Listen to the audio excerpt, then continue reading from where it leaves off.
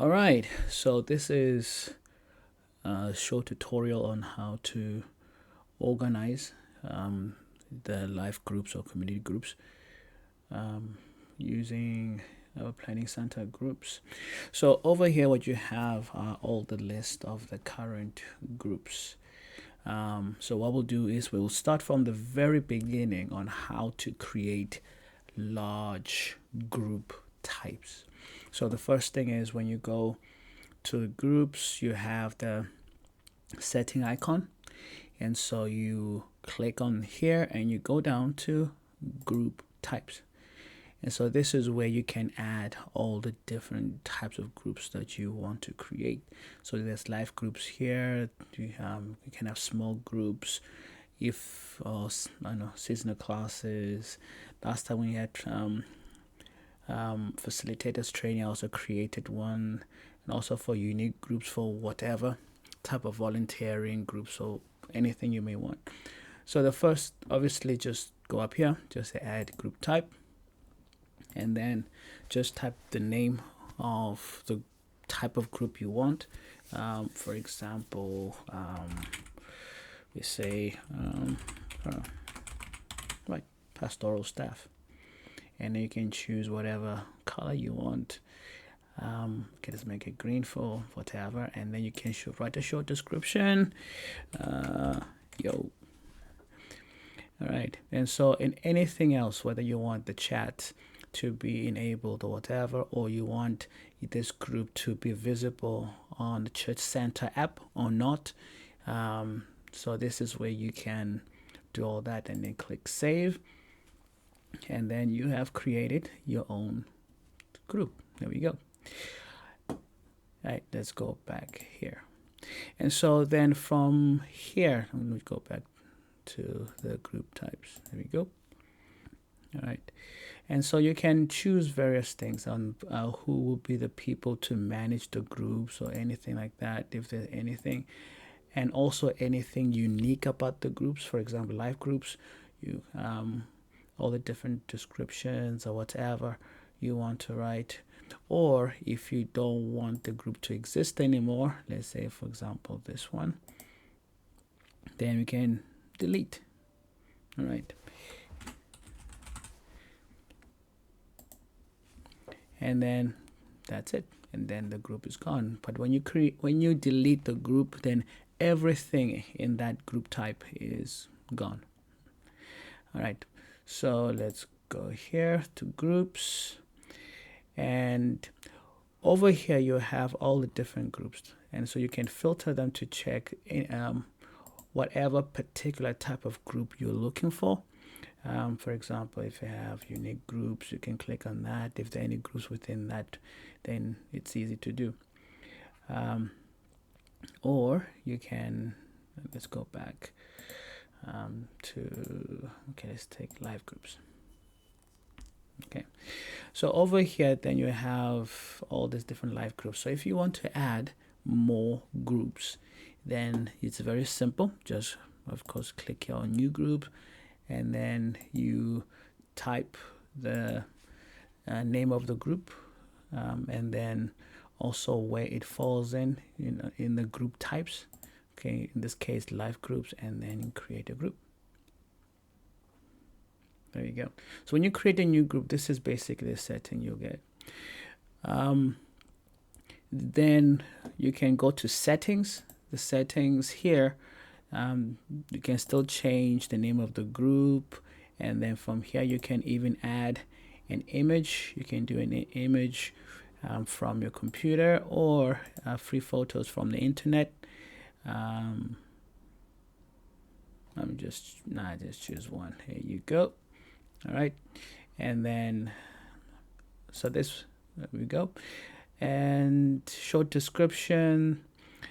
Over here on this side, you can enable chats or not, and also who the contact person may be. For example, the leader replies to.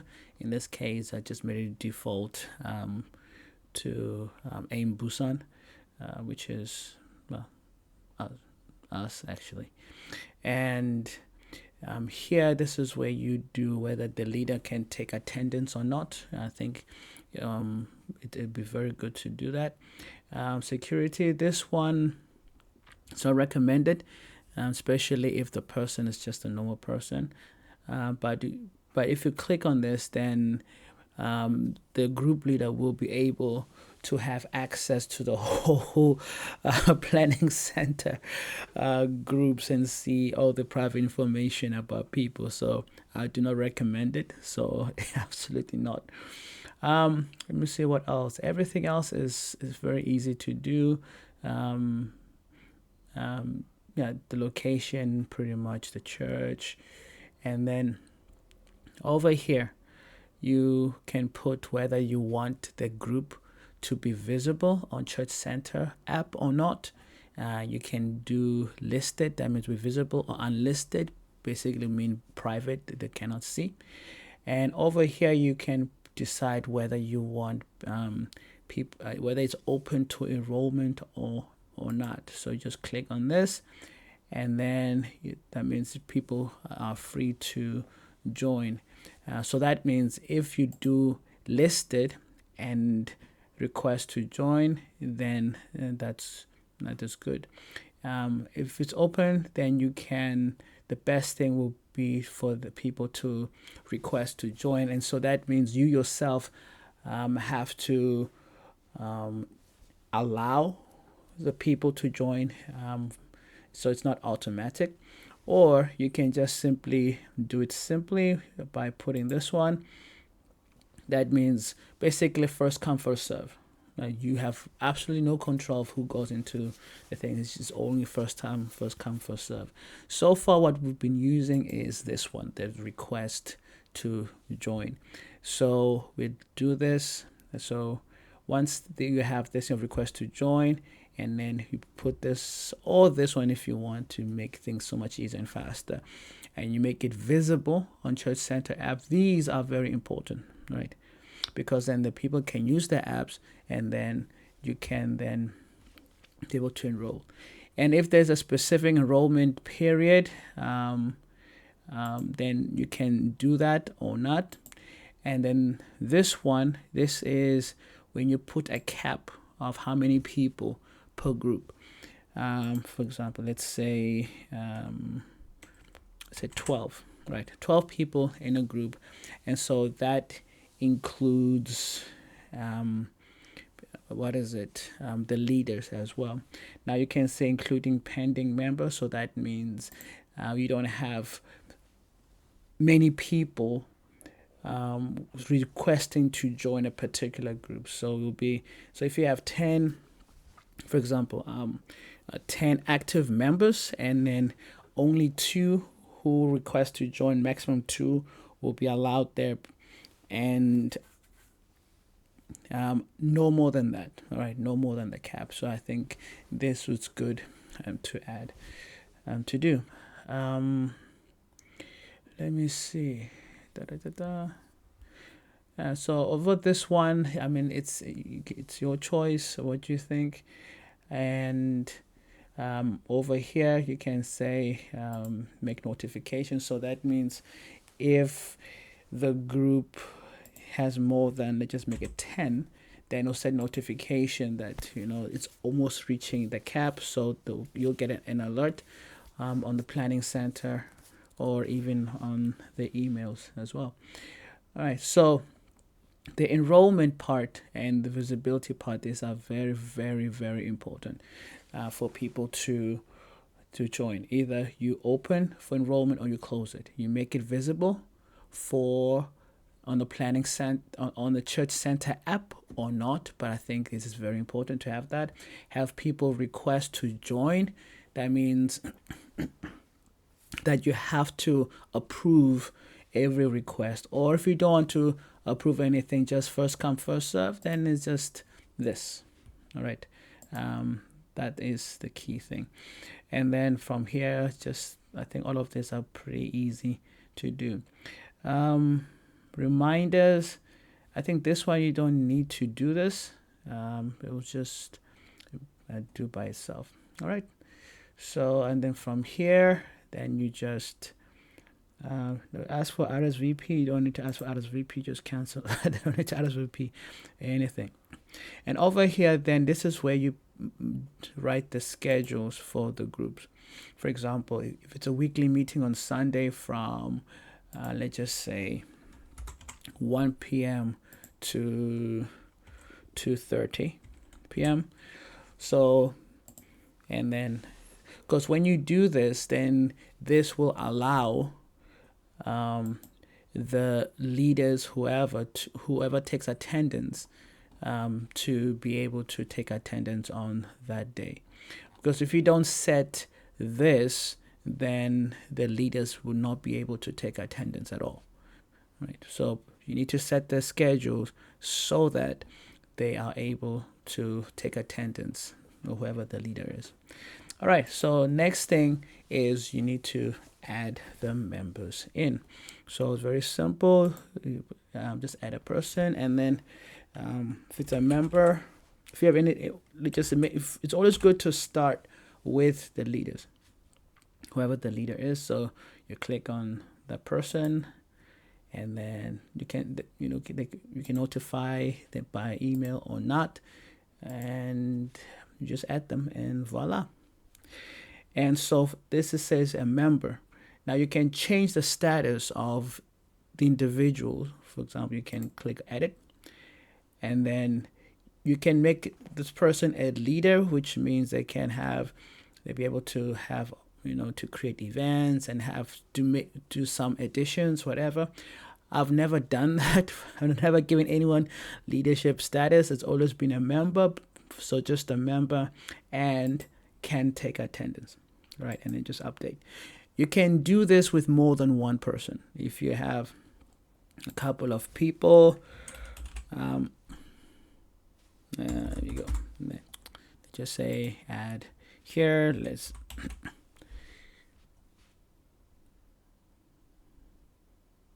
all right. Hey, Will, you need to put your picture. All right, let's say same thing, and let's just say we also make Will also be able to take attendance, just in case Gabriel is sick or cannot join. Then William will be able to take attendance as well, right? And then after that, then when people want to request to join, usually their names will be up here, and then you just either do approve or add or do not add tabs here, and then they'll automatically be added here. Right? Or you can also manually add people here. It's just the usual way. And if you want to simply cancel this whole group, it's very simple. You just go to settings again, and where are you?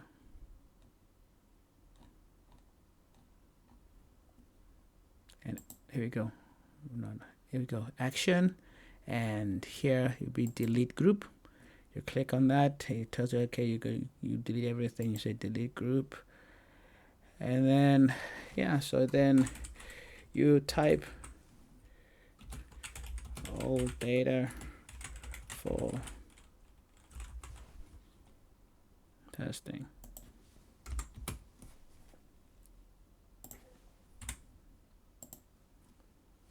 And then you click on that, and everything in the group is gone.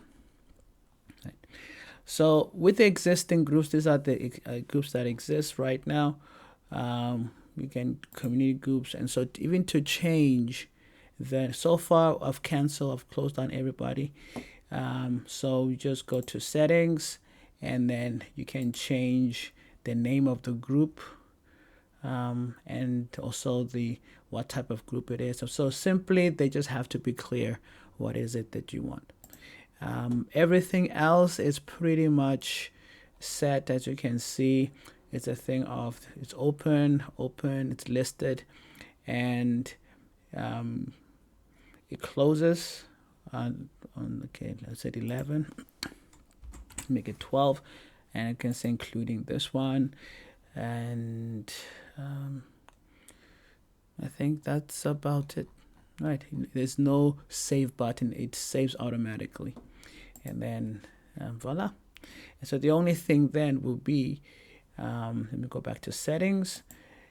We'll be setting up the dates, the schedules for meetings. So far, nothing has been started, so you can decide which date to start, and then begin with it. Well, let me cancel this, but we don't need to do that now. We can do that closer to when the time begins. And so then for the attendance, you should be able to see the attendance right here and the overview of how many people, the breakdown of the members, and everything.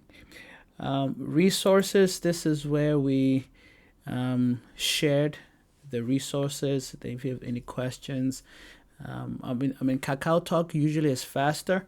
But if there are, for example, any specific ebooks or something like that that you want everybody to have, then this is also a great thing. So just click here, add, and then just follow the steps. It's quite easy to do. I think that's basically it for this. It really isn't difficult. Like I said, the main thing is that you do have specific groups that are here. The Grace group, actually you don't need this. To be honest, you can simply change the name to another live group. All right. And then everything else, if something is sort of they didn't request to join, most of these will show, right? If there's anything, then obviously this is the contact of who they will contact if there's any problems or whatever. All right. And if you want to export the names of all the members in the groups and everything, so you can click here, export, and have the list of all the people in there. All right. I think that's everything. Yeah, over here, then you can click on people. You'll be able to see everyone listed in groups. You can even filter looking at various types of things like that. So it's quite easy. Here you can set events for all the groups here. So that means all the live groups. You can create events, for example, of when to start. Let's just say if you want to start March 1st, the first one, then you can then say create events, and then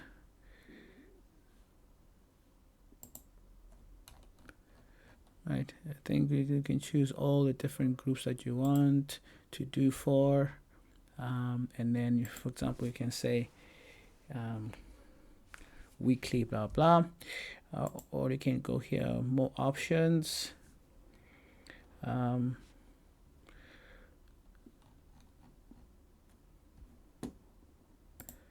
All right, let me go up here. Good. Right, so if I go to events, create events, right, and then so from then you can create events for all the different groups right here. What else? I think that's about it. So the main thing basically to do is number one, go to here. If for example, if it's Patrick, if he's still going to be the facilitator, that's great. If not, then you can go to settings and change the name, and then here you can add the new leader, make them just a member but who can take attendance, and then everyone else will be able to sign up. The names will be basically up here waiting for approval, and then they will not exceed the number of the people here. And then any actions, you can delete or archive the group. And then for notes, you can add notes or anything. But if the leaders or whoever also write notes and reports and No, it should be on events. If you're creating an event, and after each community group, um, if there are any issues, then the life group leaders will be able to write notes. And let me go to Pat. For example, Patrick could even write notes, or even you also write notes. But if Patrick writes notes as a person who can take attendance, or if there's any issues, then usually you just go to events and you'll be able to see their meetings and any kind of report that they may have written. Yeah, but of course, Kakao Talk is usually faster, but this is just in case there isn't. People can still use this. Okay, so I think that's it for groups. I hope it's easy to understand. Yeah, so play around with this, and you can never do any harm while you're playing around that. So basically, that's why there are no members here, so you can just be free to see what works. All right, thanks. Bye.